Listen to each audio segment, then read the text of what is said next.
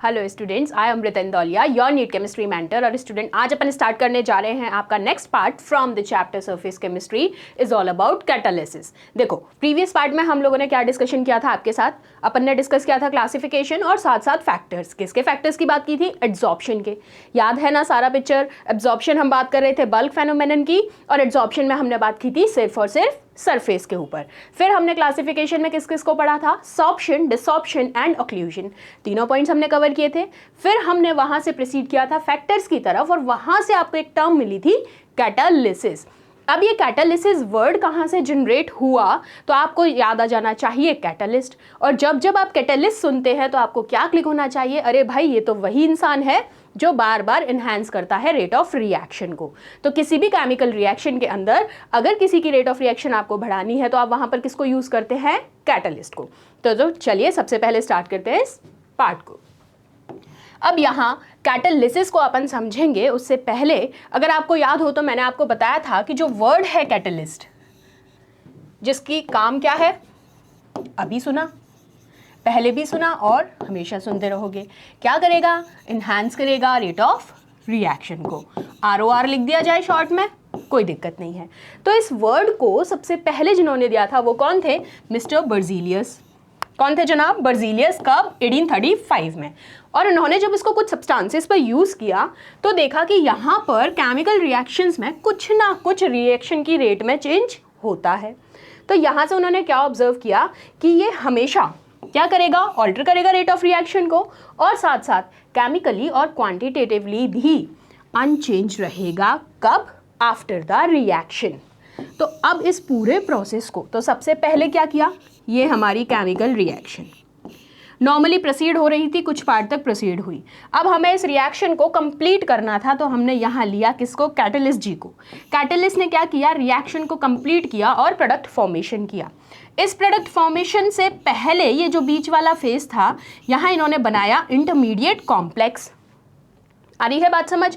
और ये जो इंटरमीडिएट कॉम्प्लेक्स था, इसके बाद आपने देखा कि रेट ऑफ रिएक्शन एकदम फास्ट प्रोसीड की और लास्ट में क्या बन गया? आपका प्रोडक्ट। लेकिन जो प्रोडक्ट बना तो यहाँ आपने देखा कि केमिकली कोई भी further changes after the reaction नहीं होंगे, और इसी होल प्रोसेस को आपने क्या कहा? कैटालिसिस। तो बस कैटालिसिस वर्ड अगर सुनेंगे तो दिमाग में क्या रखना है? जो सारा प्रोसेस किसकी वजह से हो रहा हो? कैटलिस्ट की वजह से। अब अगर याद आ गया हो, लास्ट पार्ट में मैंने तुम लोगों को ऐसा कुछ ग्राफ बताया था जब हमने बात की थी कि ये रिएक्टेंट है, यहाँ तक रिएक्टेंट ने रेट प्रोसीड की, और जैसे ही मैंने यहाँ पर EA अप्लाई किया या फिर मैं यहाँ पर कोई कैटलिस्ट अप्लाई करती हूँ, आपने देखा रिएक्शन एकदम से कंप्लीशन पे पहुँच गई। तो ये चीज़ भी याद आ जानी चाहिए। ठीक है, अभी बेसिक टर्म कौन थे वो जनाब जिन्होंने इस वर्ड को दिया? बर्जीलियस। याद रख लेंगे। कब? 1835 में। चलो अब आओ, अब कैटालिसिस को अगर मैं क्लासिफाई करूं तो आपको दो फॉर्म्स में पता होना चाहिए। एक है होमोजीनियस कैटालिसिस और दूसरा है हेट्रोजीनियस। अब होमो और हेट्रो कैटालिसिस वर्ड पता है, सिर्फ डिफरेंशिएट कहाँ करना है? होमो और हेट्रो को लेके। अब आप जानते हो इतना तो कि होमो की बात होगी तो जब कैटालिस्ट या फिर रिएक्टेंट कौन हो? सेम फेज में हो। याद रख लोगे इस चीज को। तो क्या कहा मैंने? जब आप कह रहे हैं catalyst and reactants are in same phase, तो आप उसको क्या कहेंगे? Homogeneous catalysis. और जब अगर मैं चेंज कर देती हूँ रिएक्टेंट और कैटलिस्ट को, that means when catalyst and reactants are in different phase, तो कौन सा फेज कहलाएगा? Heterogeneous catalysis. बड़ा ही सिंपल सा है, कोई ज्यादा दिक्कत नहीं थी। होमो means similar and hetero means different. कर लोगे इस चीज को तो? ठीक है, अब आओ, अब इसके साथ साथ ही एक और चीज हम सुनेंगे, वो क्या है? पॉजिटिव कैटालिस्ट और नेगेटिव कैटालिस्ट। और हमने ये चीज भी पढ़ी थी कि नेगेटिव कैटालिस्ट क्या करता है? इनहिबिट करता है रिएक्शन को।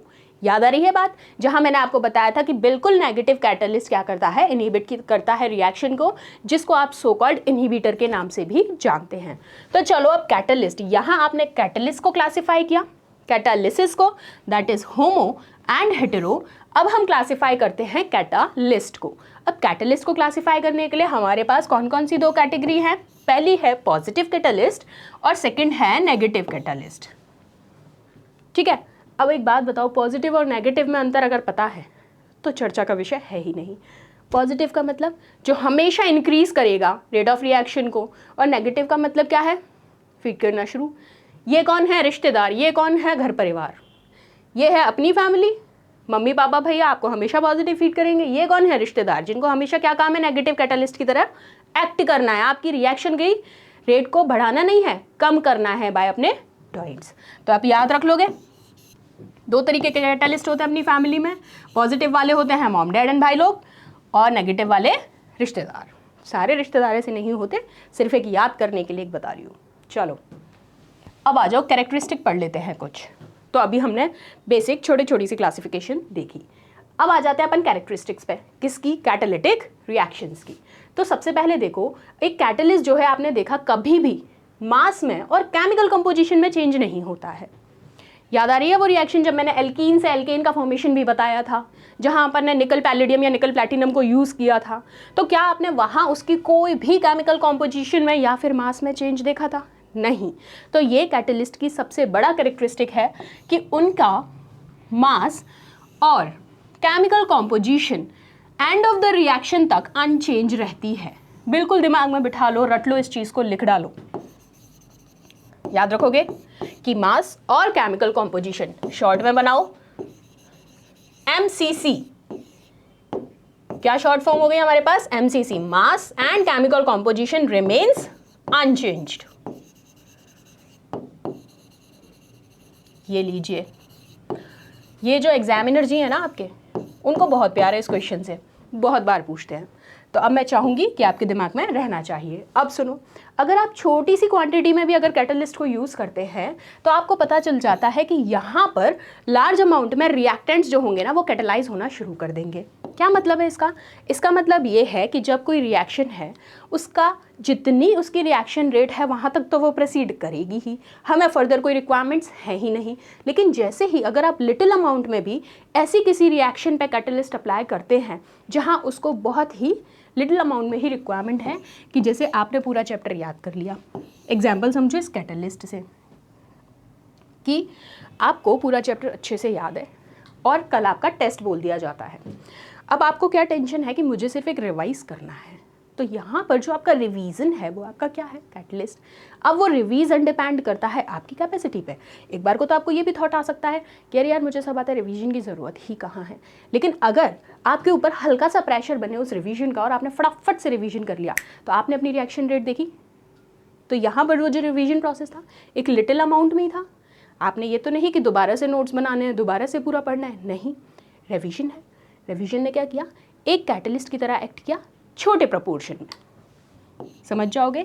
तो यहाँ अगर केमिकल रिएक्शन की मैं बात करूँ, ऐसी कोई केमिकल रिएक्शन जो ऑलमोस्ट कंप्लीशन पे है लेकिन कंप्लीशन से पहले उसकी रिएक्शन रेट रुक गई है, तो वहाँ हमने कोई भी ऐसा कैटलिस्ट जो सिर्फ उस रिएक्शन रेट को कंप्लीशन तक पहुँचा दे अप्लाई किया छोटे अमाउंट में, तो रिएक्शन क्या हो जाएगी, कैटलाइज।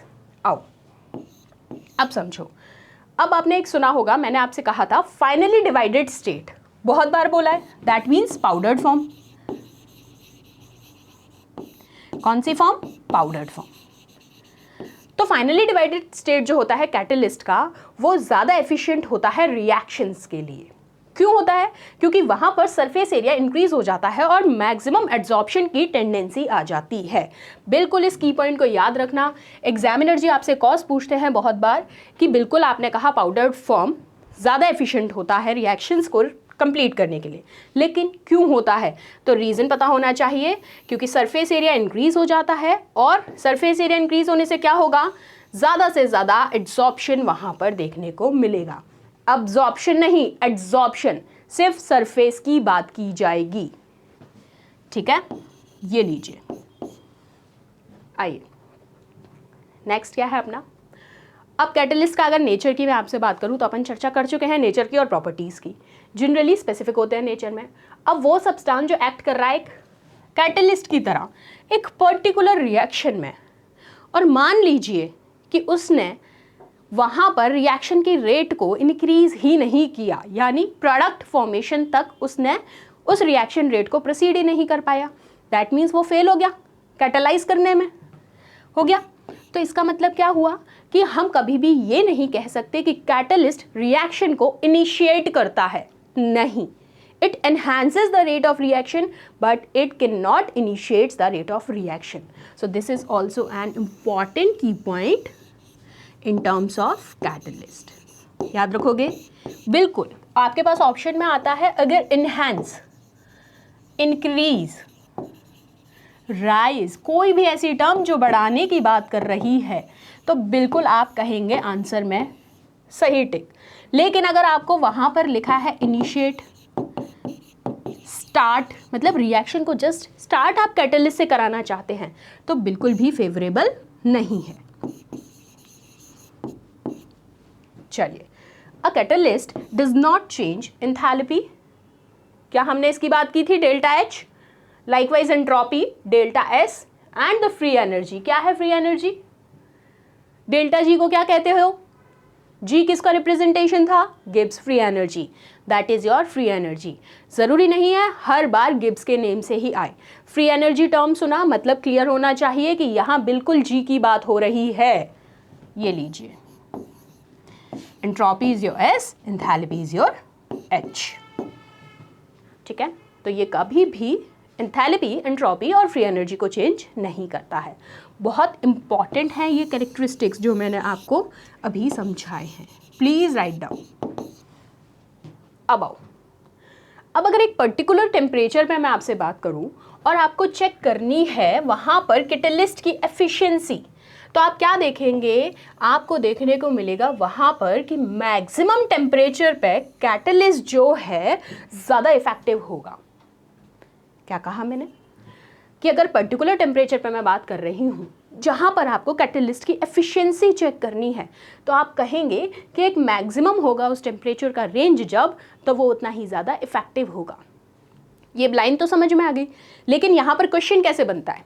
क्वेश्चन ऐसे बनता है कि इसी लाइन को उठा लिया और वो आपसे पूछ लेते हैं कि ठीक है, एक पर्टिकुलर टेम्परेचर नहीं, हाई टेम्परेचर रेंज पे कोई भी कैटलिस्ट ज़्यादा इफेक्टिव रिप्रेजेंट करता है, ज़्यादा इफेक्टिव रिएक्शन रेट को प्रोसीड करता है, उस टेम्परेचर को क्या कहा जाता है? तो याद रखना है दैट इज ऑप्टिमम टेम्परेचर. रख लोगे याद? क्या कहलाता है? Optimum temperature.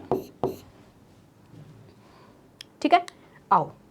A catalyst does not effect the final position of equilibrium, it just alter the time taken to reach equilibrium.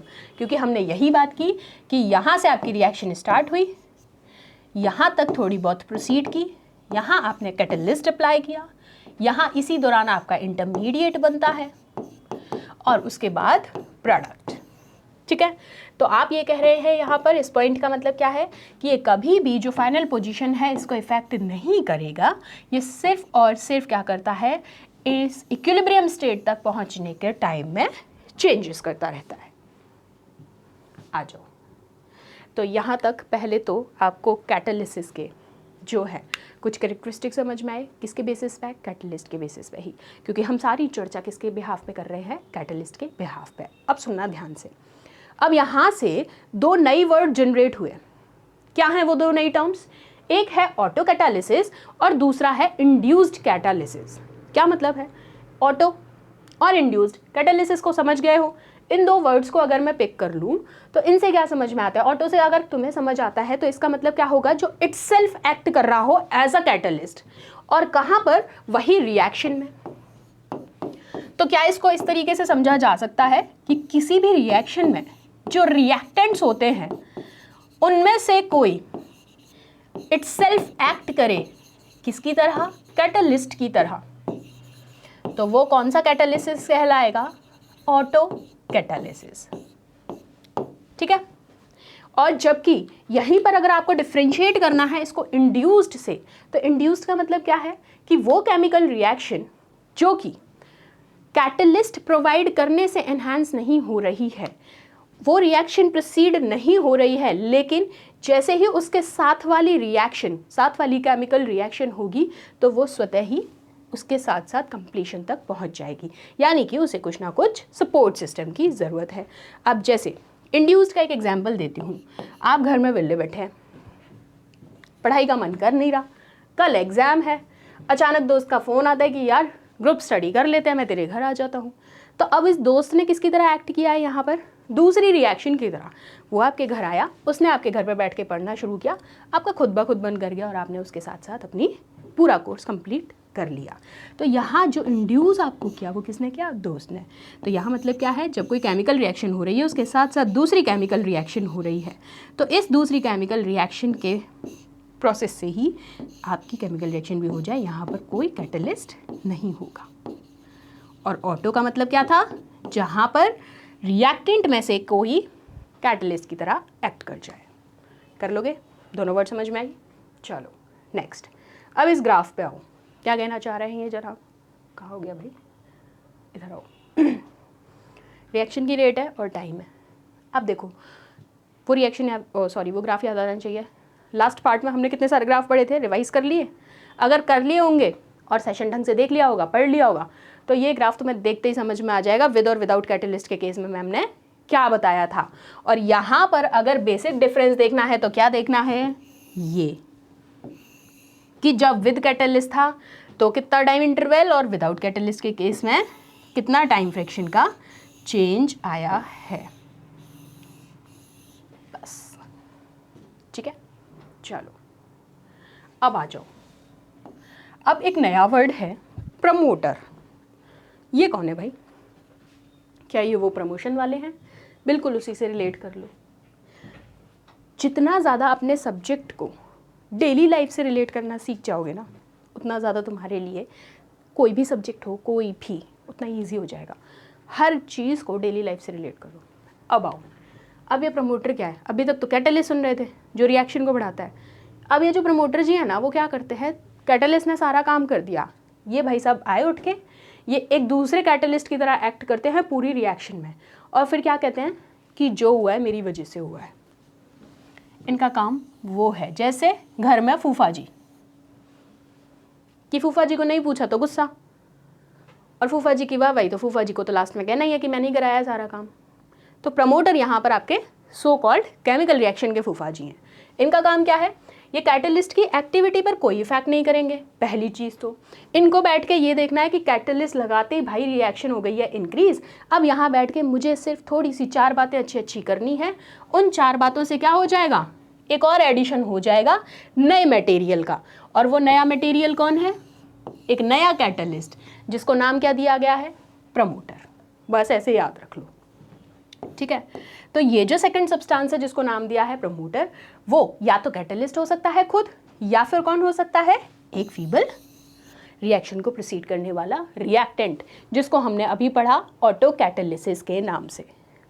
अब आओ, चलो एक बेसिक टर्म में और समझते हैं। तो फूफा जी क्या कर रहे हैं?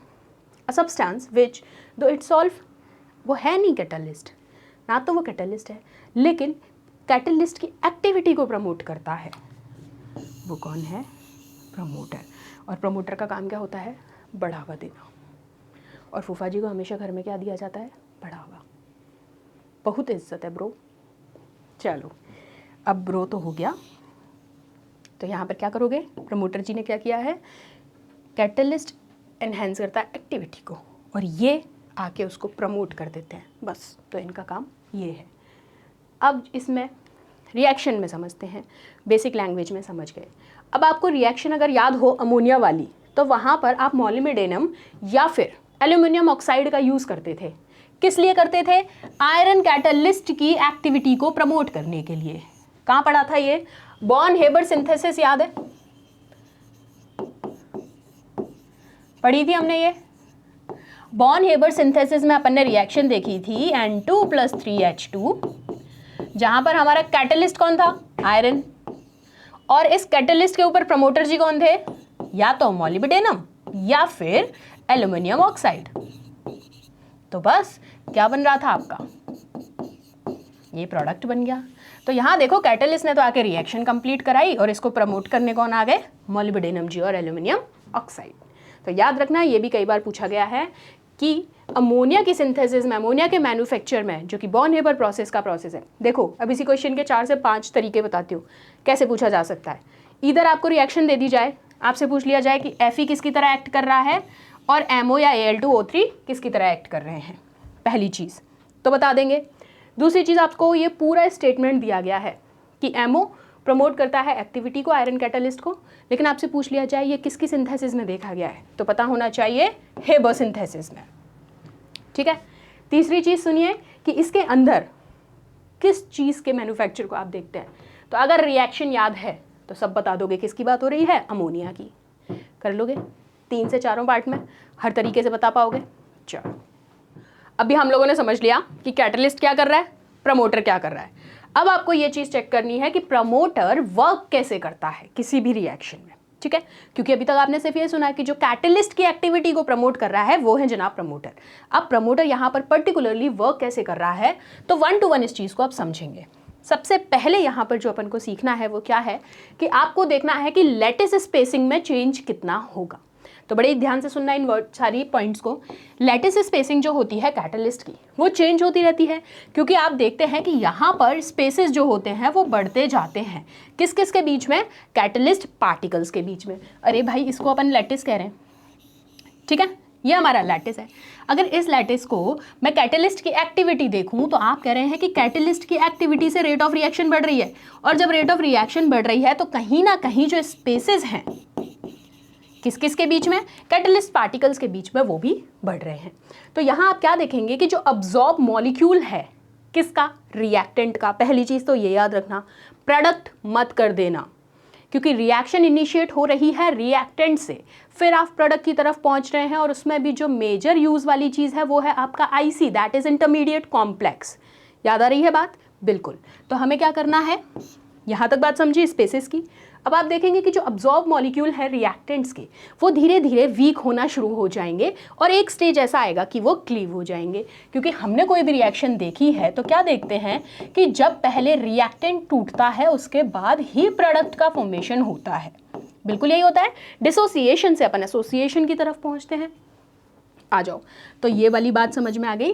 क्या कहा मैंने, सबसे पहले लैटिस स्पेसिंग चेक करेंगे, वहाँ आपको कैटलिस्ट को चेक करना है। उसके बाद आप देखेंगे कि जो अब्जॉर्ब मॉलिक्यूल्स हैं रिएक्टेंट्स के वो वीक हो रहे हैं, और लास्ट में क्या होगा, क्लीव हो जाएंगे। चलो ये सारा प्रोसेस हुआ यहाँ तक 4 स्टेप का। ओवरऑल इससे फ़र्क क्या पड़ा, इससे फ़र्क ये पड़ेगा कि जितना ज़्यादा रिएक्टेंट मॉलिक्यूल्स टूटेंगे उतना ही ज़्यादा प्रोडक्ट फॉर्मेशन जल्दी होगा। इसका मतलब प्रोडक्ट फॉर्मेशन जल्दी होगा तो रिएक्शन आपकी फास्ट प्रोसीड करेगी। आ गई बात समझ में, इससे आपकी रिएक्शन कहाँ प्रोसीड करेगी, जल्दी होती जाएगी। That means that the reaction go faster. ये लीजिए, कर लोगे, सिर्फ 4 स्टेप प्रोसेस है। क्या किया है, सबसे पहले लैटिस के अंदर स्पेसिंग चेक की है, उसके बाद आपने कैटलिस्ट अप्लाई किया है, और कैटलिस्ट के बाद चेक किया है कैटलिस्ट पार्टिकल का स्पेस। फिर आपने देखा जो रिएक्टेंट के एब्जॉर्ब मॉलिक्यूल्स हैं वो कितने ज़्यादा वीक हुए, कितने बॉन्ड ब्रेक हुए हैं, और फर्दर नया प्रमोशन जो हो रहा है प्रोडक्ट का वो कितना है। तो रिएक्शन उतनी ही ज़्यादा फास्ट प्रोसीड करेगी जितना जल्दी रिएक्टेंट टूटेगा। कर लोगे। आओ, क्या था ये सब point, change of lattice spacing. अब आओ यहाँ, अगर मैं इस निकल के मॉलिक्यूल की बात करूं और यहाँ पर मैं इसकी रिएक्शन किससे बात कर रही हूँ, यहाँ मैंने H2 का मॉलिक्यूल लिया हुआ है, तो आप ये देखो अगर इन दोनों के बीच की डिस्टेंस देखी जाए, दोनों के निकल मॉलिक्यूल्स की, ये निकल और ये निकल, इनके बीच का डिस्टेंस कितना कम है अभी, है या नहीं। अब जैसे ही इनके बीच में भाई साहब मैंने मॉलिब्डेनम जी को बिठाया, क्योंकि ये तो किसकी तरह एक्ट कर रहे हैं यहाँ पर, कैटलिस्ट की तरह, और कैटलिस्ट नहीं है यहाँ पर, कैटलिस्ट तो आयरन बाबा थे, ये तो प्रमोटर हैं। कौन थे प्रमोटर, फूफा जी। अब जैसे ये फूफा जी बीच में आके बैठे, इन्होंने कहा अब चलेगी मेरी, तुम हो जाओ साइड में। अब देखो डिफरेंस, आ जाओ इधर, यहाँ इस डिस्टेंस को चेक करो, और इसके बाद जैसे ही मॉलिब्डेनम आता है निकल मॉलिक्यूल्स के बीच में इस डिस्टेंस को चेक करो कि नो डाउट इसने कहीं भी कैटलिस्ट की एक्टिविटी को नहीं रोका है, रेट ऑफ रिएक्शन पे कोई फर्क नहीं पड़ा है, लेकिन इसकी वजह से आपको लैटिस के अंदर स्पेसिंग ज़रूर देखने को मिल गई। आगे एग्जाम्पल से समझ, ये देखो, अब यहाँ जो बाइंडेड मॉलिक्यूल्स थे H के वो एग्जैक्टली बाइंडेड हैं, बॉन्ड क्लीवेज नहीं हुआ है, जस्ट स्पेस क्रिएट हुआ है। ठीक है, चलो अब ये जो स्पेस क्रिएट हुआ है, आपने ये देखा कि जो कोवलेंट बॉन्ड है, ये जो H है, कौन सा बॉन्ड है इसके बीच में, अभी मैंने बोला कौन सा बॉन्ड है, कोवलेंट बॉन्ड। अब ये जो कोवलेंट बॉन्ड है क्या होगा, जैसे जैसे रिएक्शन प्रोसीड करेगी वीक होता जाएगा और लास्ट में जाके क्लीव हो जाएगा। कर लोगे? चलो अब चलते हैं। चेंज ऑफ लैटिस स्पेसिंग समझ में आया, अपन ने पिक्चर से भी समझ लिया। नेक्स्ट पॉइंट अपन को क्या चेक करना है कि जो लैटिस में स्पेसिंग आई है उससे कितने ज़्यादा क्रैक्स आए हैं एक तो लैटिस के अंदर, और कितना ज़्यादा पीक्स में इंक्रीज हुआ है। तो एक छोटी सी सब हेडिंग से नाम दे दूँ इसको कि हमें यहाँ चेक करना है increase of peaks and cracks. तो देखो कैसे चेक करोगे, ये चेक किया जाएगा प्रमोटर के द्वारा। प्रमोटर कौन है? फूफा जी। कहाँ बैठे? निकल के बीच में जाके। क्या नाम था उनका? मॉलिब्डेनम। ठीक, तो क्या कहा आपने? जो प्रमोटर की प्रेजेंस थी वो इंक्रीज कर रहा था पीक्स और क्रैक्स, क्योंकि उन्होंने जाके वहां पर अपनी रामगाथा शुरू की। और उन्होंने क्रैक कहाँ पर किए हैं? कैटलिस्ट के सरफेस पे, क्योंकि प्रमोटर का काम क्या है? कैटलिस्ट की एक्टिविटी को प्रमोट करना। तो ओवरऑल वो इफेक्ट भी उसी की पीक को करेगा, रिएक्शन को नहीं करेगा। इससे क्या हुआ है? इससे ओवरऑल आपके जो रिएक्टेंट्स हैं, कौन थे रिएक्टेंट्स? निकल और H, हाइड्रोजन। ओवरऑल आपने देखा कि जो रिएक्टेंट की कंसंट्रेशन थी वो इंक्रीज हुई, और जब रिएक्टेंट की कंसंट्रेशन इंक्रीज हुई इनके बीच में मैक्सिमम नंबर ऑफ क्रैक्स आना शुरू हुए, और उससे हमें प्रोडक्ट फॉर्मेशन हुआ। ओवरऑल हमारी रिएक्शन रेट फास्ट हो गई। आ गई बात समझ में? फूफा जी ने पूरी कोशिश की लेकिन उन्होंने कहीं भी आपकी रिएक्शन को ख़राब नहीं किया, साथ साथ आपकी रिएक्शन को उतना ही फास्ट किया। चलो अब यहाँ आपने चेक कर लिया क्या पॉइंट्स थे आपके? Increase of peaks and cracks and change of lattice spacing. अब समझ में आ गया कि प्रमोटर काम कैसे करता है, और कैटलिस्ट तो अपन ने अच्छे से पढ़ ही लिया। अब कंफ्यूज नहीं होना है। अब एक नई चीज़ सुनो, अब एक नया वर्ड सुनेंगे अपन, कैटालिटिक पॉइजनिंग। अब ये कैटालिटिक तो बहुत बार सुन लिया, पता है। पॉइजनिंग, पॉइजन वर्ड सुना है तो मतलब कुछ खतरे की बात है। देख रहे हो तुम? अब रिएक्शंस में जहर पैदा करेंगे। अब ये जहर जो पैदा करेंगे वो कैसे करेंगे वो सुनना। आप यहाँ देखोगे हम बात कर रहे हैं हेट्रोजीनियस कैटलिस्ट की। पहली चीज़ तो हेट्रोजीनियस कैटलिस्ट कभी भी इम्प्योरिटीज़ जो होती हैं, किसकी बात कर रही हूँ मैं? इम्प्योरिटीज़ की। उनको स्मॉल अमाउंट्स में धीरे धीरे रिप्लेस करते जाते हैं। पहला काम तो उनका ये होता है। दूसरी चीज़ ये कि वो सब्सटेंस जो डिस्ट्रॉय कर रहा है कैटलिस्ट की एक्टिविटी को, क्योंकि कैटलिस्ट का काम तो क्या है? इनहेंस करना। उसके ऊपर प्रमोटर फूफा जी वो आके और उसको एक्टिवेट कर रहे हैं। लेकिन यहाँ पर जनाब बीच में एक नए आते हैं, वो क्या कहते हैं कि ये कैटलिस्ट बहुत ज़्यादा इन्हांस कर रहा है तो मैं कहीं ना कहीं इसको डिस्ट्रॉय करूँगा। अब वो जो डिस्ट्रॉय हो रहा है वो तो ओवरऑल रिएक्शन पे फ़र्क पड़ रहा है ना, वो तो ये नहीं कह रहा ना कि कैटलिस्ट पे ही पड़ेगा, क्योंकि कैटलिस्ट पे ही अगर फ़र्क पड़ना शुरू हो गया तो क्या होगा? रिएक्शन आगे बढ़ेगी ही नहीं। बढ़ा के दिखाओ तो कहाँ से प्रोडक्ट बनेगा? तो ये सब्सटेंस जो डिस्ट्रॉय करता है कैटलिस्ट की एक्टिविटी को टू एक्सेलरेट अ रिएक्शन, उसको आपने यहाँ पर नाम दिया है इन सिंपल कैटालिटिक पॉइजनिंग। देख रहे हो, दुश्मन भी यही है और दोस्त भी यही है। तो समझ में आई रिएक्शन के दौरान दोस्ती और दुश्मनी कैसे पहचानोगे कि ये कैटालिटिक पॉइजन का काम कर रहा है और ये रियल में कैटलिस्ट का काम कर रहा है। चलो अब देखो एग्जाम्पल से समझ लें। अगर तुमको याद हो ये वाली रिएक्शन जो मैं लिख रही हूँ, SO2 + O2 gives twice of SO3। यहाँ पर हमने कैटलिस्ट क्या यूज़ लिया था? प्लैटिनम लिया था या नहीं? क्योंकि यहाँ पर हम क्या करा रहे हैं? सल्फर डाइऑक्साइड का ऑक्सीडेशन। और ये रिएक्शन आपने किस में पढ़ी थी? कॉन्टैक्ट प्रोसेस में।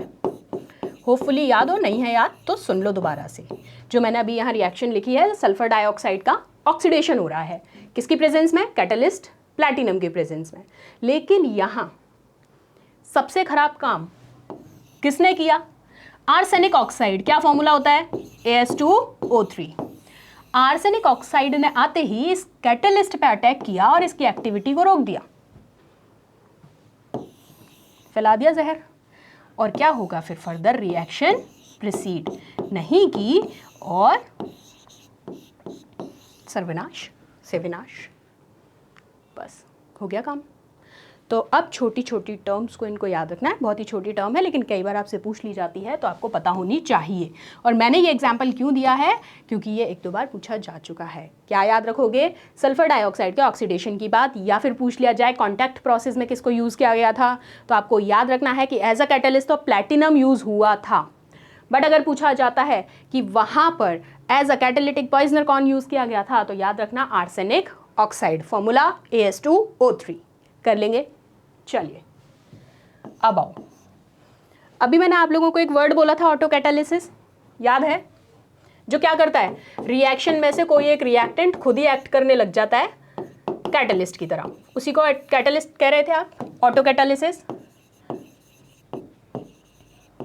ये लीजिए, लिख दिया मैंने। जो जनाब क्या कर रहे थे, रिएक्शन में से रिएक्टेंट जो पार्ट था उसमें से खुद ही कोई एक रिएक्टेंट उठ के कैटलिस्ट की तरह एक्ट करने लग गया, उसको आपने कहा कि ये तो ऑटो कैटालिसिस का प्रोसेस है। लेकिन आप यहाँ देखो, इससे फ़र्क क्या पड़ा अगर मैं ग्राफ से इसको चेक करना चाहूँ तो आओ, सबसे पहले हम क्या लेंगे, रिएक्शन। अगर मैं रिएक्शन को टाइम के साथ रिलेट करूँ, ठीक है, अब ये मेरा रिएक्टेंट पार्ट, यहाँ से मैंने रिएक्शन इनिशिएट की है। अब रिएक्शन जी जितनी उनकी श्रद्धा थी यहाँ तक तो वो ईजिली इंक्रीज कर रही है इंक्रीज। अब जैसे ही आपने देखा कि यहाँ एक रिएक्टेंट ने कैटलिस्ट की तरह एक्ट किया है और रिएक्शन एकदम से फास्ट प्रोसीड कर रही है, किस टाइप का कर्व कहलाता है ये? हमने सारे कर्व भी सीखे हैं, उनके नेम्स भी पता है। This is sigmoid type curve. ये लीजिए, कर लोगे। किसका एग्जाम्पल है ये, किसका ग्राफ बताया है मैंने? ऑटो कैटालिसिस का। रिएक्शन बढ़िया से चल रही थी एकदम, एक रिएक्टेंट ने कैटलिस्ट की तरफ प्रोसीड किया, रिएक्शन एक साथ से फास्टर प्रोसीड की और फिर अगेन सेम। चलो, ऑटो कैटालिसिस में अगर आपसे एग्जाम्पल्स पूछ लिए जाएं तो आपको पता होने चाहिए। अपन ने एस्टर का हाइड्रोलिसिस पढ़ा था, साथ साथ आप कहेंगे हाइड्रोलिसिस ऑफ इथाइल एसीटेट जो एसिटिक एसिड फॉर्म करता है, और इथेनॉल। तो रिएक्शन चेक कर लें। चलो, CH3COO2H5 किससे रिएक्शन कराऊंगी मैं? वाटर मॉलिक्यूल्स के साथ, H2O के साथ क्या बनेगा? CH3COOH। यहाँ पर ये किसकी तरह एक्ट कर रहा है? कैटालिस्ट की तरह। और साथ साथ कौन बन गया? Ethanol, that is C2H5OH। ठीक है, और यहाँ जो आपका एसिटिक एसिड है वो किसकी तरह एक्ट कर रहा है रिएक्शन में? कैटलिस्ट की तरह। अब आओ, जबकि इंड्यूस क्या कहती है? इनहैंस करती है दूसरी केमिकल रिएक्शन के साथ साथ। अब आपको यहाँ पर पढ़ना है adsorption theory of heterogeneous catalyst. किसकी एड्सॉर्प्शन थ्योरी पढ़ेंगे? हेट्रोजीनियस कैटलिस्ट की। तो चलो 1 to 1 हमें इसको स्टेप में समझना है। सिर्फ 5 स्टेप का प्रोसेस है पूरी एड्सॉर्प्शन थ्योरी का हेट्रोजीनियस कैटलिस्ट के बेसिस पे। ध्यान से सुनना। पहला मैकेनिज्म का जो स्टेप है वो क्या है कि यहाँ पर रिएक्टेंट का डिफ्यूजन होगा कैटलिस्ट के सरफेस से। याद रखना, फर्स्ट वर्ड जो मैंने बोला है दैट इज फर्स्ट स्टेप में होगा डिफ्यूजन। ये लो, और किसका हो रहा है? रिएक्टेंट का, सरफेस की कैटलिस्ट से। फिर नेक्स्ट स्टेप में क्या होगा? नेक्स्ट स्टेप में होगा एड्सॉर्प्शन। क्योंकि सरफेस की बात चल रही है तो बिल्कुल हम एड्सॉर्प्शन की बात करेंगे, डी वाले की, नॉट बी वाला। और एड्सॉर्प्शन रिएक्टेंट मॉलिक्यूल्स का, वही on the same surface of the catalyst. कर लोगे। थर्ड स्टेप में क्या करोगे? थर्ड स्टेप में आप देखोगे कि वहां पर इंटरमीडिएट का फॉर्मेशन हुआ है। पहली स्टेप डिफ्यूजन, सेकंड में आपने देखा है एड्सॉर्प्शन हुआ है सरफेस मॉलिक्यूल्स का। फिर आपने देखा कि जैसे ही एड्सॉर्प्शन का फेनोमेनन शुरू हुआ यहाँ पर एक इंटरमीडिएट बना है, लेकिन वो इंटरमीडिएट अगर कल वाला ग्राफ याद है कब बना है? जब आपने उसको एक्सटर्नल एक्टिवेशन एनर्जी प्रोवाइड की है, और ये जो कॉम्प्लेक्स बना है इसको आपने क्या कहा? Activated intermediate complex. चलो, आप कॉम्प्लेक्स तक पहुंच गए, यानी कि थर्ड स्टेप IC तक। अब फोर्थ स्टेप में क्या देखोगे? अभी तो रिएक्शन कंप्लीट नहीं हुई है, फोर्थ स्टेप में आप कहेंगे कि जो फॉर्मेशन है रिएक्शंस का, किसका? रिएक्शन तो कंप्लीट होगी, फॉर्मेशन होगा प्रोडक्ट्स का, और कहाँ होगा? सेम वही कैटलिस्ट की सरफेस पे, क्योंकि आफ्टर इंटरमीडिएट स्टेप आप प्रोसीड करेंगे प्रोडक्ट्स की तरफ और आपने देखेंगे कि कैटलिस्ट की सरफेस पे बिल्कुल प्रोडक्ट फॉर्मेशन होगा। अब लास्ट प्रोसेस में क्या होगा? पूरी रिएक्शन के दौरान आपने देखा होगा कि कुछ ना कुछ इम्प्योरिटीज़ वहाँ जनरेट हुई हैं, तो उन इम्प्योरिटीज़ को हमें कैटलिस्ट की सरफेस से हटाना है। तो वहाँ जो हम एक टर्म यूज़ कर रहे थे, दैट इज़ रिमूवल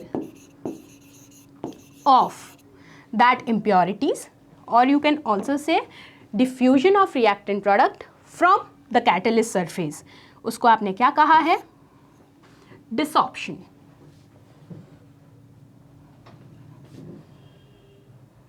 हटा देते हैं इसको, चलो। तो पांचों स्टेप याद रह जाएंगी? क्या क्या थी? फटाफट से बता दो।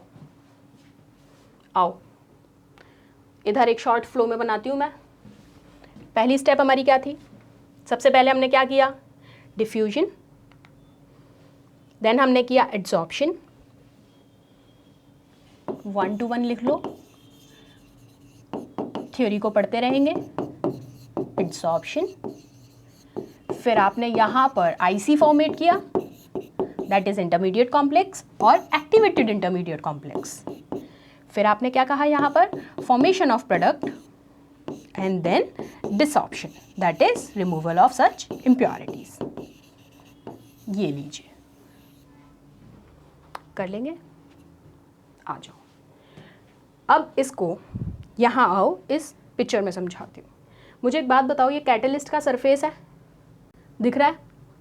अब इस कैटलिस्ट के सरफेस पे मैंने कल भी आपको एक चीज़ समझाई थी कि ये जो बाइंडिंग नहीं है, ये अनबाइंडिंग जितनी भी वैलेंसीज हैं, इनको हम क्या कह रहे हैं? Free valencies. मतलब ये इजीली बाइंडिंग कर सकती हैं। तो मेरे को यहाँ पर क्या लेना है? सिर्फ रिएक्टिंग मॉलिक्यूल जो इन फ्री वैलेंसीज के साथ रिएक्ट करे और बाइंड कर ले।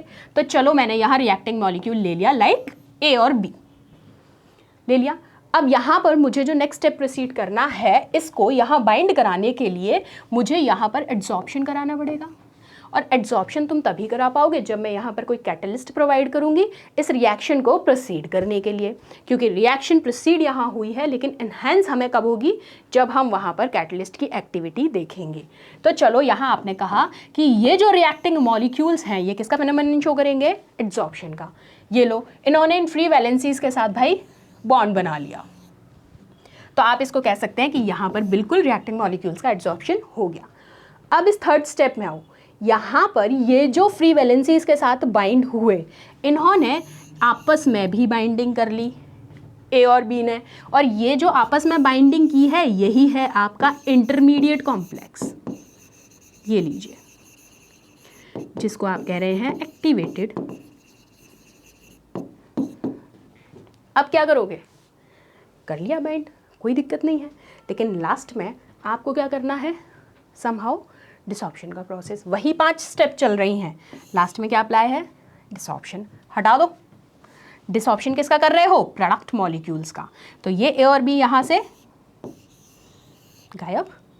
तो देखो प्रोसेस 1 2 3 4 5 स्टेप्स कंप्लीट। अच्छे से देख लो इस डायग्राम को, बनाओ कॉपी में और समझ आ जाएगा। चलो अब नेक्स्ट चलते हैं। अब हम कुछ सॉलिड कैटालिस्ट के फीचर्स देखते हैं, कुछ इंपॉर्टेंट फीचर्स जो आपको पूछे जा सकते हैं। पहली है एक्टिविटी। तो अब ये तो आपको पता है कि जो कैटालिस्ट की एक्टिविटी है वो किस पे डिपेंड करती है? केमिसॉर्प्शन की स्ट्रेंथ पे। केमिसॉर्प्शन याद है? कल 2 टर्म्स बताई थी, एक तो फिजियोप्शन जो कि टेम्परेरी और वीक बॉन्ड्स बना रहा था just because of van der वाल फोर्सेस। याद आया? वीक बॉन्ड्स किसकी वजह से? वैन डर वाल फोर्सेस की वजह से। वैन डर वाल अट्रैक्टिव फोर्सेस। ये लीजिए। और केमिसॉर्प्शन क्या है? जहां पर स्ट्रॉन्ग बॉन्ड्स बन रहे हैं just because of chemical bonds, जिसको आपने कहा केमिसॉर्प्शन। तो ये चीज़ तो क्लियर हुई कि जो कैटलिस्ट की एक्टिविटी है वो टोटली डिपेंड करती है केमिसॉर्प्शन की स्ट्रेंथ पे, यानी कि केमिकल बॉन्ड्स पर। दूसरी चीज़ कि जो रिएक्टेंट्स हैं जो एब्जॉर्ब हो गए हैं स्ट्रांगली कहाँ पर, कैटलिस्ट के साथ, वो उतने ही ज़्यादा क्या होंगे, एक्टिव होंगे। एक्टिव क्यों होंगे भाई, जब कैटलिस्ट के साथ वो एब्जॉर्ब हो गए हैं और कैटलिस्ट तो ऑलरेडी इनहेंस कर रहा है, तो ये यहाँ खाली थोड़ी बैठे रहेंगे, ये ऑब्वियसली रिएक्शन के साथ फास्ट प्रोसीड करेंगे। अब आओ, तो इसका मतलब क्या है कि they must not gate absorbed so strongly, इतना स्ट्रांगली ये एब्जॉर्ब तो नहीं हुए, लेकिन अदर रिएक्टेंट्स यहाँ पर ज़रूर रह गए हैं, और उन्हीं अदर जो इम्प्योरिटीज़ जिनको आप कह सकते हैं या फिर आप रिएक्टेंट्स कह सकते हैं, उनकी वजह से लैटिस में भाई स्पेस क्रिएट हुआ। किसकी वजह से हुआ ओवरऑल, किसने करवाया, फूफा जी ने। फूफा जी कौन थे, प्रमोटर। आगे बात याद। लेकिन यहाँ पर ये बात थी इनकी, क्या कहोगे कि ये एब्जॉर्ब हो गए हैं so strongly that they are immobilized, अब वो हिल भी नहीं सकते, and other reactants are left with no space on the catalyst surface for absorption.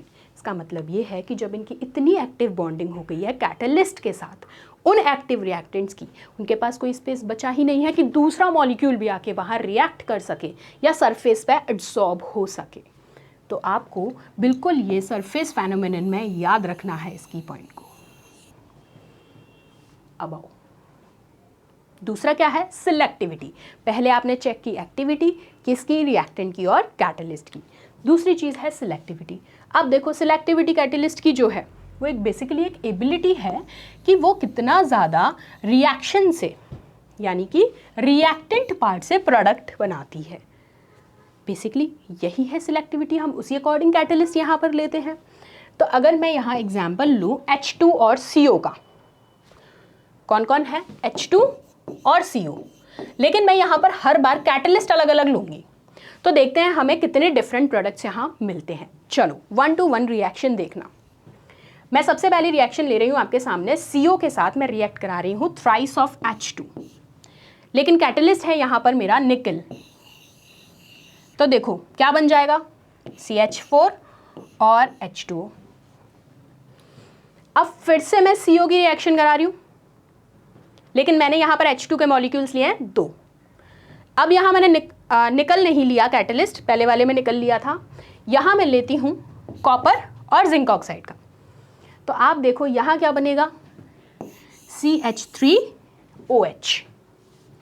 Product में चेंज दिख रहा है बिल्कुल, किस पे डिपेंड कर रहा है, कैटलिस्ट पर। जितना ज़्यादा एक्टिव कैटलिस्ट उतनी ही अच्छी प्रोडक्ट ईल्ड। आओ एक और एग्जाम्पल देखो, अब मैंने CO का 1 मोल लिया है H2 के 1 मोल के साथ। अब मेरा कैटलिस्ट है कॉपर बाबा, ठीक है, प्रोडक्ट क्या बना, HCHO। तो देखो यहाँ मैंने डिफरेंट कैटलिस्ट लिए, 3 रिएक्शन लिए आपके सामने, और तीनों में आपको डिफरेंट प्रोडक्ट्स देखने को मिले हैं। तो यहाँ से पता चलता है प्रॉपर सिलेक्टिविटी का फेनोमेनन कि आपको पर्टिकुलर रिएक्शन के लिए कौन सा कैटलिस्ट यूज़ करना है, उसकी रेट ऑफ रिएक्शन को इंक्रीज करने के लिए। बात समझ में आ गई है। चलो अब आ जाओ। अब ये जो मैंने एक टेबल बनाया आपके सामने, जिसमें यहाँ लिखे हैं प्रोसेसेस, यहाँ लिखे हैं कैटलिस्ट, ठीक है। ये 1 to 1 आपको बिल्कुल समझने हैं। अपन ने इनऑर्गेनिक में ये सारे प्रोसेसेस डिस्कस कर रखे हैं, तो आपने पढ़े हुए तो हैं, लेकिन मैंने यहाँ टेबुलर फॉर्म में इसलिए दिया है कि एक बार फटाफट से रिवाइज हो जाए, क्योंकि काम कौन आने वाले हैं, ये कैटलिस्ट। या तो कैटलिस्ट याद रख लो और प्रोसेस याद रख लो, कैसे भी पूछा जा सकता है, कैटलिस्ट आपको दे दिया जाए, प्रोसेस आपसे पूछ लिया जाए, या फिर प्रोसेस दे दिया जाए और कैटलिस्ट।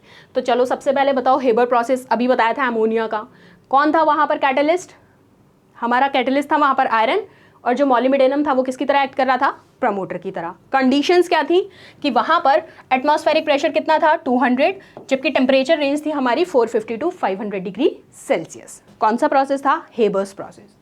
इसके बाद हम लोगों ने पढ़ा था ओस्टवॉल प्रोसेस। ओस्टवॉल प्रोसेस में क्या पढ़ा था, किसका मैन्युफैक्चर किया था, हेबर प्रोसेस में तो अपन ने अमोनिया बनाया था, ओस्टवॉल प्रोसेस में बेटा अपन ने नाइट्रिक एसिड बनाया था। इनऑर्गेनिक में अपन ने सारी चीज़ें पढ़ी हैं ये 1 to 1। लेकिन यहाँ पर कैटलिस्ट कौन था, यहाँ था एस्बेस्टस, ठीक है। टेम्परेचर रेंजेस क्या थी, 300 degree Celsius. Likewise lead chamber process जो था, लेड चैम्बर प्रोसेस जब बात की गई थी तो मैंने बोला था लेड चैम्बर प्रोसेस सिर्फ और सिर्फ सल्फ्यूरिक एसिड के मैन्युफैक्चर के काम आता है, और वहाँ पर कैटलिस्ट कौन था, नाइट्रिक ऑक्साइड। अब आओ next, contact process. Contact process भी सल्फ्यूरिक एसिड के मैन्युफैक्चर में ही काम आता है। तो देखो सल्फ्यूरिक एसिड के दो याद रहने चाहिए तुमको, एक तो है कॉन्टैक्ट प्रोसेस और दूसरा है लेड चैम्बर प्रोसेस। लेकिन सिर्फ और सिर्फ डिफरेंस क्या है कि कॉन्टैक्ट प्रोसेस के अंदर तो आप यूज़ करते हैं एस्बेस्टस और vanadium pentoxide, that is V2O5, लेकिन लेड चैम्बर के अंदर आप यूज़ करेंगे नाइट्रिक ऑक्साइड। अब आओ, क्या आप लोगों को एक डैकन प्रोसेस पढ़ाया था मैंने, जिसमें हम हाइड्रोजन बनाते हैं, याद आया, डैकन प्रोसेस। उसमें हमारा जो कैटलिस्ट था बड़ा ही प्यारा सा कैटलिस्ट था, जो कि था क्यूपरिक क्लोराइड, जो रिएक्शन को बहुत ज़्यादा नुकसान बिल्कुल नहीं पहुंचाएगा। बॉश प्रोसेस, ये तो बिल्कुल याद होगा, बॉश एंड लॉन्ग के फैन आराम से तुमने देखे हैं। ये भी किसका है, हाइड्रोजन का मैन्युफैक्चर। तो देखो हाइड्रोजन के भी दो, सल्फ्यूरिक के भी दो आ चुके हैं। बॉश प्रोसेस का कैटलिस्ट कौन है, फेरिक ऑक्साइड। मिथेनॉल की सिंथेसिस, यहाँ हमने बात की थी, जिंक ऑक्साइड और क्रोमिक ऑक्साइड को प्रमोटर की तरह यूज़ किया गया था। अब आओ, चलो एक पूछती हूँ, अगर तुम्हें याद होगा तो। अपन ने पढ़ा है वेजिटेबल ऑयल्स का हाइड्रोजनेशन, पढ़ा है बिल्कुल। क्या करते थे अपन, ऑयल को H2 के साथ रिएक्ट कराते थे, वनस्पति घी बनाते थे। वहाँ अपन ने पाउडर्ड फॉर्म में किसको यूज़ किया था, निकल को। जब बार बार कहा था कि भाई तू निकल, तो वो निकल बाबा थे जिन्होंने क्या बनाया आपके लिए, वनस्पति घी। अब आओ, अपन अगर बात करें फर्मेंटेशन ऑफ मोलासिस की, तो यहाँ हम शुगर सॉल्यूशन लेते हैं, लेकिन जब इसकी बात की गई थी तो ये एक बायोलॉजिकल प्रोसेस था जिसमें एंजाइम यूज़ की गई थी। कौन सी एंजाइम थी, इन्वर्टेज और जाइमेज, जिसको आप ईस्ट भी जानते हैं। चलो अब एक प्रोसेस अपन ने पढ़ा, कौन सा, ethyl alcohol from starch, manufacture of ethyl alcohol from starch, जिसमें आपने स्टार्च से माल्टोज में कन्वर्जन देखा था, देन माल्टोज से एल्कोहल में इन प्रेजेंस ऑफ जाइमेज, जिसमें इंटरमीडिएट बना था ग्लूकोज। लेकिन यहाँ पर आपने क्या देखा कि कैटलिस्ट यूज़ किया गया जर्मिनेटेड बायरले, जिसको आप कहते हैं डायस्टेज एंजाइम भी। अब आ जाओ, सेम ऐसे ही जब हमने इथाइल अल्कोहल का पढ़ा था स्टार्च से, उसके साथ साथ मैंने आपको एक और बताया था इथाइल अल्कोहल से ही एसिटिक एसिड वाला, जिसमें आपने कहा था कि यहाँ पर जो माइकोडर्मा एसिटी है वो एंजाइम ज़्यादा फास्ट एक्ट करेगी। तो ये नाम तो बिल्कुल याद कर लेना, रट लेना, कैटलिस्ट तो कैसे भी बिल्कुल पूछे जाएंगे। और एक था बर्जियस प्रोसेस, जिसमें आप पेट्रोल का सिंथेसिस देखते हैं कोल से, और उसमें है फेरिक ऑक्साइड। ठीक है, तो ये जो टेबल है कुछ 8-10 प्रोसेसेस हैं जिनको मैंने पूरा शॉर्टाइज फॉर्म में लिख के दे दिया है। तुमको सिर्फ और सिर्फ नाम याद रखना है और कैटलिस्ट याद रखना है, इतना सा काम करना है। अब देखिए, अब अपन को नेक्स्ट क्या देखना है, shape selective catalysis by zeolites. अब एक नई टर्म आपके सामने इंट्रोड्यूस हुई है जो कि है क्या, जियोलाइट्स। तो अब सबसे पहले तो ये जानना है कि ये क्या है, फिर आप इसके बारे में बात करेंगे कि आप इसको कैटालिसिस में कैसे यूज कर रहे हैं। तो सुनिए, the catalytic reaction that depends on the pore structure of the catalyst. क्या मतलब है इसका, कि इन्होंने कहा कि वो रिएक्शन जो डिपेंड कर रही है पोर स्ट्रक्चर पे। इसका मतलब अगर मैं एक बेसिक एग्जांपल दूं, घर में चाय बनती है और जब हम चाय को बनने के बाद जब छानते हैं तो आप देखेंगे कि जो छलनी है जिससे आप चाय छान रहे हैं उसके कितने फाइन पोर्स होते हैं। तो वहाँ से पूरी की पूरी चाय तो कप में, और जितना भी सॉलिड पार्ट है, ठीक है, वो कहाँ रह जाता है, बल्क अमाउंट से ऊपर। तो कहीं ना कहीं वो किस पे डिपेंड कर रहा है, उनकी पोर साइज़ के ऊपर। तो सेम वही यहाँ पर आप इस कैटालिटिक रिएक्शन के अंदर, किसी भी कैटालिटिक रिएक्शन के अंदर आप उसके पोर साइज़ की यहाँ बात करेंगे, साथ साथ पोर स्ट्रक्चर की, किसके, कैटलिस्ट की। पहली चीज़ तो ये। फिर इसके अलावा आपको यहाँ पर चेक करना होगा रिएक्टेंट और प्रोडक्ट मॉलिक्यूल के साइज़ को भी। पहली कंडीशन क्या है? पहली कंडीशन थी कि आपने कैटलिस्ट का पोर स्ट्रक्चर देखा, देन आफ्टर आपने चेक किया है रिएक्टेंट और प्रोडक्ट मॉलिक्यूल के साइज को, और इसी ओवरऑल फेनोमेनन को आपने एक छोटी सी टर्म दे दी, that is shape selective catalysis. क्योंकि यहाँ आप किस पे बेस्ड है, किस चीज़ के ऊपर डिपेंडेंट है? कहीं ना कहीं साइज और स्ट्रक्चर के ऊपर। लेकिन यहाँ जो मैंने आपको एक टर्म दी बाय जियोलाइट्स, तो ये जियोलाइट्स क्या हैं ये सुनिए। जियोलाइट्स कुछ नहीं, जियोलाइट्स बेसिकली एक माइक्रोपोरस एल्यूमिनस सिलिकेट का स्ट्रक्चर है। किसका है ये याद रखना, एल्यूमिनो, जो मैं लिख रही हूँ लिख लेना, एल्यूमिनो सिलिकेट का एक स्ट्रक्चर है जिसमें बहुत ही ज़्यादा फाइन पोर्स होते हैं, बहुत ज़्यादा, जिसलिए आपने इसको नेम क्या दिया, माइक्रोपोरस। और इसका स्ट्रक्चर कैसा होता है? कुछ हनीकॉम्ब जैसा, मधुमक्खी के छत्ते के जैसा, ठीक है। लेकिन ठीक है, इसका स्ट्रक्चर ऐसा होता है, इसको ये कहा जाता है एल्यूमिनो सिलिकेट का बना होता है। लेकिन यहाँ पर इसका क्या काम है? तो देखो, पेट्रोकेमिकल इंडस्ट्रीज़ जो होती हैं वहाँ पर जियोलाइट्स को यूज़ किया जाता है। क्यों किया जाता है? क्योंकि ये हाइड्रोकार्बन्स को ब्रेक करते हैं और आइसोमराइजेशन प्रोसीड कराते हैं। ये बहुत ही इम्पॉर्टेंट क्वेश्चन है एग्जामिनर का, जो बहुत बार उन्होंने पूछा है कि in the isomerization process cracking जो होती है हाइड्रोकार्बन्स की, वो किसके थ्रू की जाती है? तो वहाँ आपको याद आ जाना चाहिए, बिल्कुल जियोलाइट्स के थ्रू। अब आओ जियोलाइट का स्ट्रक्चर देखिए। अब आपके सामने ये देखो, यहाँ आपको पोर चार्जेस दिख रहे हैं, सी होपफुली विजिबल है। और स्ट्रक्चर कैसा दिख रहा है? कुछ बहुत ज़्यादा फाइन पोर्स माइक्रोपोरस है। तो ये हनीकॉम्ब जैसा, ये लो, ये भी आपने कर दिया, कोई दिक्कत नहीं है। इसका एक एग्जाम्पल मैं आपको दूंगी, ZSM5, जो कन्वर्ट करता है अल्कोहल को डायरेक्टली गैसोलीन में। याद कर लेना, पूछा जा चुका है। अल्कोहल को जो डायरेक्टली गैसोलीन में कन्वर्ट करता है वो कौन है? कौन सा जियोलाइट है? ZSM5। ये लो। अब आओ नेक्स्ट। अब यहाँ से अपन पहुँचते हैं एंजाइम की तरफ। जियोलाइट का छोटा सा ही पार्ट था, इतना ही पढ़ना था। अब पढ़ना है एंजाइम कैटालिसिस। अब एंजाइम कैटालिसिस की बात हो रही है, यानी कि बायोलॉजिकल एस्पेक्ट्स चेक करने होंगे, और यहाँ पर जो कैटालिस्ट की तरह एक्ट करेंगे वो सारे के सारे एंजाइम्स करेंगे। तो देखो, एंजाइम्स क्या होते हैं? एंजाइम्स को आप बेसिकली तो सिंपल वे में कहते हैं कि ये एक्चुअली प्रोटीन मॉलिक्यूल्स हैं। पहली चीज़ तो आप ये जानते हैं कि क्या है, प्रोटीन मॉलिक्यूल्स हैं। लेकिन अगर मैं इनकी फंक्शनल प्रॉपर्टी के बिहाफ पे आपसे पूछूं तो आप कहते हैं ये बिल्कुल नाइट्रोजनस ऑर्गेनिक कंपाउंड्स होते हैं या नहीं? बिल्कुल। तो लिख लो इस चीज़ को भी, those are nitrogenous organic compounds, ठीक है, जो किससे प्रोड्यूस होते हैं? लिविंग प्लांट्स और एनिमल से। तो पहली चीज़ तो एंजाइम के बारे में दो चीज़ क्लियर हुई कि एंजाइम्स क्या हैं? कॉम्प्लेक्स नाइट्रोजनस ऑर्गेनिक कंपाउंड्स हैं जो हमें किससे प्रोड्यूस होते हैं? लिविंग प्लांट्स और एनिमल से। दूसरी चीज़, आप इनको प्रोटीन मॉलिक्यूल्स के नाम से भी जानते हैं, ऑफ हाई मोलर मास, और क्या बनाते हैं ये वाटर के साथ? Colloidal solution. तीसरी चीज़ कि ये बायोकेमिकल रिएक्शन को कैटलाइज करते हैं और एक इफेक्टिव कैटलिस्ट की तरह एक्ट करते हैं, इसीलिए इनको बायोकेमिकल कैटलिस्ट भी कहा जाता है। कौन है ये? एंजाइम। अब इनके कुछ बेसिक कैरेक्टरिस्टिक्स चेक करेंगे। क्या क्या कैरेक्टरिस्टिक्स हैं? पहली चीज़ कि ये हाईली एफिशिएंट होते हैं, हाई स्पेसिफिक नेचर इनका पाया जाता है।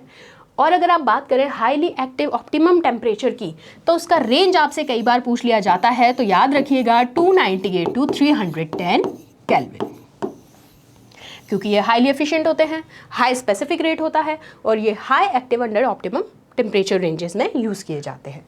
साथ साथ अगर इनकी पीएच के लिए आपसे पूछ लिया जाए तो पीएच रेंज होता है कुछ 5 to 7।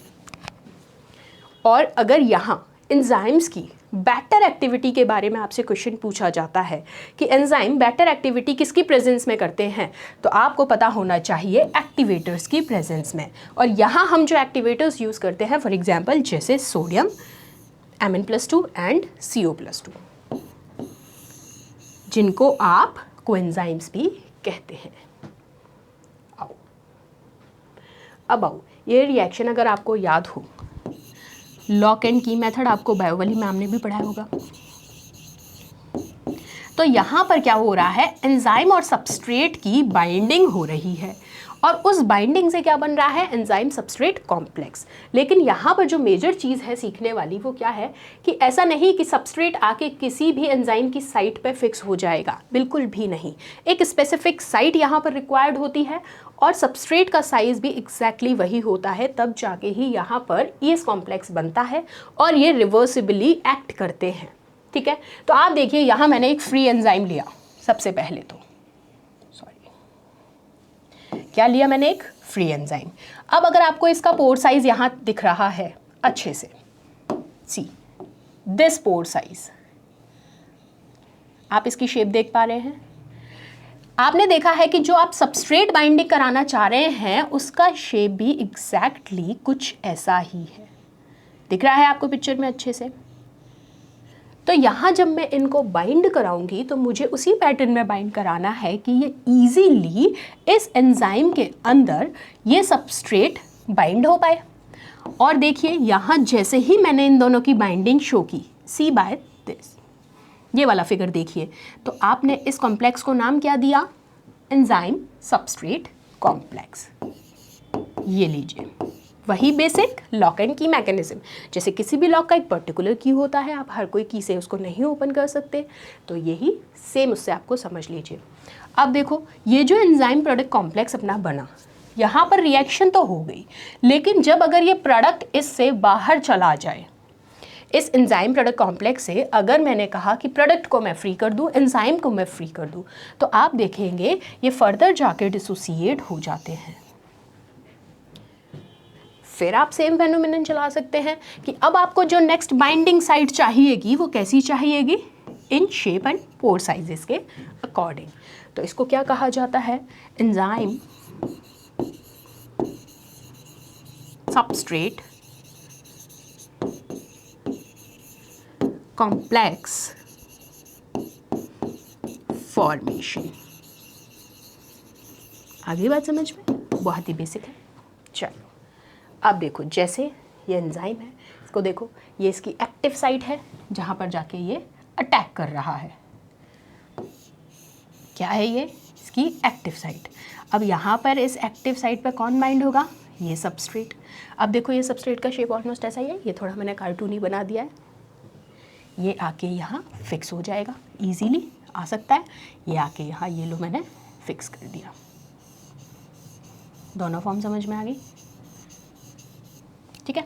अब ऐसे ही इस एंजाइम की बात करूँ तो देखो सुक्रोज का मॉलिक्यूल जिस फॉर्म में है वो इजीली आके यहाँ बाइंड कर लेगा। लाइकवाइज ऐसे ही यहाँ अपनी बॉडी के अंदर जो होते हैं एंजाइम्स, जुड़ रहे हैं, अलग हो रहे हैं, फिर जुड़ रहे हैं और अलग हो रहे हैं। अब आओ, अब देखो प्रोसेस और रिएक्शंस कैटलिस्ट की अदर कंडीशंस के साथ, सिर्फ ये और समझ लो, उसके बाद चर्चा खत्म। हेबर प्रोसेस याद आ गया, अमोनिया के लिए हमने देखा था। रिएक्शन चेक कर लेते हैं, क्या थी हमारी रिएक्शन, N2 की रिएक्शन कराई थ्राइस ऑफ H2 के साथ, जहाँ पर हमारा कैटलिस्ट था आयरन और हमारा प्रमोटर कौन था, मॉलिब्डेनम। क्या बना, ट्वाइस ऑफ NH3। ऐसे ही जब ओसवाल्ड प्रोसेस की बात की थी तो हमने वहाँ नाइट्रिक एसिड का फॉर्मेशन किया है, लेकिन अब चेक क्या करेंगे, याद तो हो गए नेम, रिएक्शन लिखते हैं 4NH3, रिएक्शन करा दूँ 5O2 के साथ, लेकिन यहाँ पर कैटलिस्ट कौन है, प्लैटिनाइज्ड एस्बेस्टस। ये देखो टेम्परेचर रेंज 573 केल्विन। अब आओ, सल्फ्यूरिक एसिड के लिए क्या बताया था मैंने आपको, कॉन्टैक्ट प्रोसेस। रिएक्शन चेक करो, 4SO2 plus O2 gives twice of SO3। और डेकन प्रोसेस, क्लोरीन हम बनाते हैं उससे। रिएक्शन चेक कर ले, 4HCl plus O2 by this. इतना टेंशन की ज़रूरत नहीं है, जो काम की चीज़ है वो ये, रिएक्शन तो वो देगा। सिंथेसिस ऑफ मेथनॉल, ये लो, hydrogenation of vegetable oil, finally divided nickel, क्या मिलता है अपने को, घी। कर लोगे, इतना सी बात थी। अब आओ, तो देखो यहाँ तक तुमने पूरे प्रोसेस को बड़े बढ़िया तरीके से समझ लिया। कैटालिसिस अच्छे से 1 to 1 सारी स्टेप में समझा है। क्या किया मैंने? शुरुआत कहाँ से की थी कैटालिसिस की? सबसे पहले कैटालिसिस को समझा, किसने दिया? बर्ज़ेलियस ने। फिर अपन ने कैटालिसिस को होमोजीनियस और हेट्रोजीनियस में क्लासीफाई किया। फिर हमने कैटलिस्ट को चेक किया पॉजिटिव और नेगेटिव में। वहाँ से हमें 2 टर्म मिली, auto catalysis and induced catalysis. फिर उसके बाद हमने 1 to 1 कैटालिसिस के बेसिस पे एड्सॉर्प्शन सरफेस फेनोमेनन के अकॉर्डिंग ग्राफ चेक किया। फिर हमने हेट्रोजीनियस कैटालिसिस की एड्सॉर्प्शन थ्योरी चेक की है। इस सेशन के अंदर अपन ने जो चर्चा की है वो सारे पॉइंट्स रिवाइज करा दे रही हूँ, ठीक है। एड्सॉर्प्शन थ्योरी जब आपने चेक कर ली तो हमें कुछ नए बेसिक टर्म्स मिले कि जो हमारा लेटिस साइट है वहाँ पर कैटलिस्ट और प्रमोटर की वजह से कुछ ना कुछ दिक्कतें हो रही हैं। वो दिक्कत क्या हो रही है? एक तो लेटिस का साइज गड़बड़ा रहा है, दूसरा वहाँ पर क्रैक्स और पीक्स में चेंजेस आ रहे हैं, तो हमने वो चेक किया। साथ साथ हमने देखा कि जो कैटलिस्ट हम यूज़ कर रहे हैं उसकी एक्टिविटी कितनी ज़्यादा इफेक्टिव है, साथ साथ उसकी सिलेक्टिविटी कितनी ज़्यादा इफेक्टिव है। और लास्ट में आपने इस चीज़ को कवर किया है, कुछ टेबल फॉर्म के हमने सारे की सारे प्रोसेसेस चेक किए जहाँ पर आपको याद रखने हैं ये सारे कैटलिस्ट। बिल्कुल पूछे जाते हैं, नाम याद रख लीजिए इन प्रोसेसेस के और कैटलिस्ट याद रख लीजिए, ठीक है। अब मिलेंगे आपसे नेक्स्ट सेशन में, तब तक इसको ढंग से रिवाइज कर लेना, कहीं कोई दिक्कत नहीं आएगी। चलो, थैंक यू।